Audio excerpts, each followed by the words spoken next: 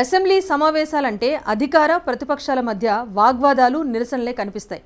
కానీ శాసనసభ సమావేశాలను ప్రజాప్రతినిధులు సద్వినియోగం చేసుకుంటే తమ నియోజకవర్గాల్లో నెలకొన్న సమస్యల్ని ఈజీగా పరిష్కరించుకోవచ్చు. ప్రస్తుతం ఏపీ అసెంబ్లీ సెషన్స్ జరుగుతున్నాయి. ఇదే మంచి సమయం.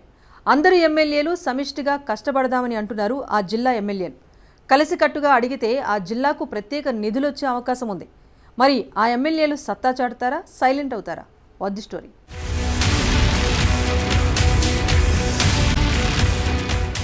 ఉమ్మడి ప్రకాశం జిల్లాలో సమస్యలు తెస్టు వేసుకునున్నాయి.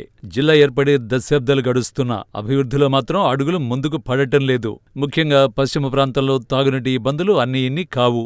నీరు లేక మహిళలు బిందెలతో రోడ్డెక్కిన సందర్భాలు అనేకమున్నాయి. పశ్చిమ ప్రాంత వరప్రదాయనిగా చెప్పుకునే వెలిగొండ ప్రాజెక్టు పూర్తయితే ఈ ప్రాంతవాసులకు నీటి చింత ఉండదు. అయితే ప్రాజెక్టు పూర్తి చేసేందుకు నిధులు లేని పరిస్థితి.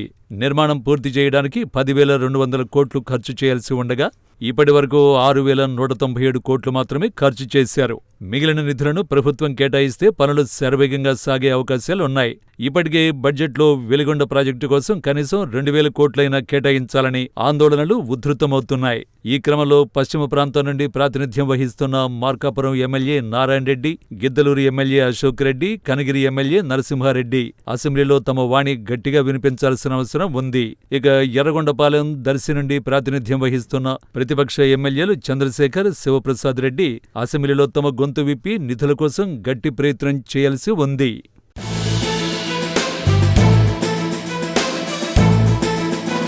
మరోవైపు కూటమి ప్రభుత్వం అధికారంలోకి వస్తే మార్కాపురం జిల్లాను ఏర్పాటు చేస్తామని ప్రస్తుత సీఎం చంద్రబాబుతో పాటు డిప్యూటీ సీఎం పవన్ కళ్యాణ్ గతంలోనే హామీ ఇచ్చారు. అయితే అధికారం చేపట్టి ఏడాది కావస్తున్న జిల్లా ఏర్పాటు దిశగా మాత్రం అడుగులు పడట్లేదు.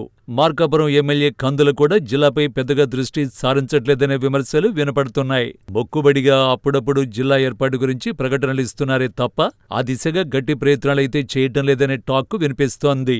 ప్రస్తుత సమావేశాలు జరుగుతున్న సమయంలో అసెంబ్లీలో జిల్లా ఏర్పాటు గురించి మాట్లాడే అవకాశం ఉంది. పశ్చిమ ప్రాంత ఎమ్మెల్యేలంతా కలిసి జిల్లా ఏర్పాటు ఆవశ్యకతపై అసెంబ్లీలో గొంతు విప్పాల్సి ఉంది. జిల్లా ఏర్పాటుతో ఎలాంటి మేలు జరుగుతుంది అనేది అందరికీ తెలిసేలా చర్చించాల్సి ఉంది. ప్రజల అభిప్రాయాన్ని సభ దృష్టికి తీసుకువెళ్లి జిల్లా ఏర్పాటుపై ముఖ్యమంత్రితో ప్రకటన చేయించే విధంగా చూడాలని ఆ ప్రాంతవాసులు కోరుతున్నారు.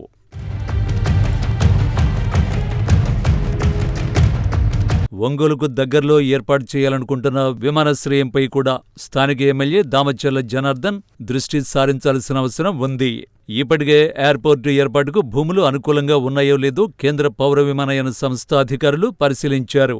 ఈ క్రమంలో విమానాశ్రయానికి భూములు సేకరించాలని ప్రభుత్వంపై ఒత్తిడి తేవాల్సిన అవసరం దామచర్లపై ఉంది.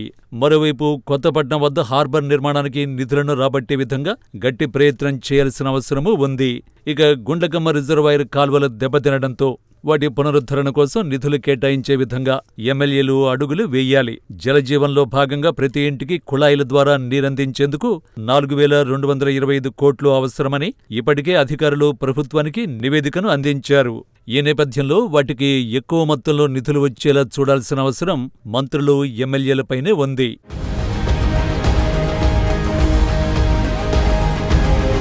గిట్టుబాటు ధరలు లేక రైతులు కుదేలవుతున్నారు. రైతుల కోసం ధరల స్థిరీకరణ నిధిని ఏర్పాటు చేసే విధంగా ప్రభుత్వంపై ఒత్తిడి తేవలసిన అవసరం ప్రజాప్రతినిధులపైనే ఉంది.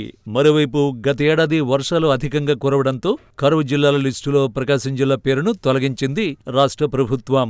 దీంతో స్టేట్ డిజాస్టర్ మేనేజ్మెంట్ గ్రాంటు ఆగిపోయింది. సమ్మర్ యాక్షన్ ప్లాన్ కింద 11 కోట్లు కావాలని అధికారులు ప్రభుత్వాన్ని కోరారు. అయితే కరువు జిల్లాల లిస్టులో పేరు ఉంటేనే ఈ నిధులు వస్తాయి. ఎమ్మెల్యేలందరూ ఈ విషయంపై సీఎంను కలిస్తే తప్ప నిధులు వచ్చే అవకాశం లేదని జిల్లా ప్రజలు భావిస్తున్నారు.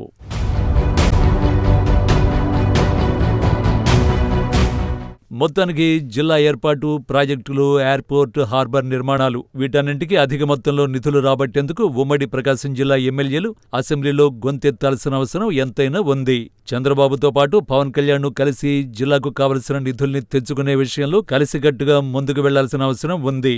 మరోవైపు జిల్లాకు వచ్చిన నిధులను బట్టి ఎమ్మెల్యేల పనితీరును అంచనా వేసే అవకాశం ఉంది.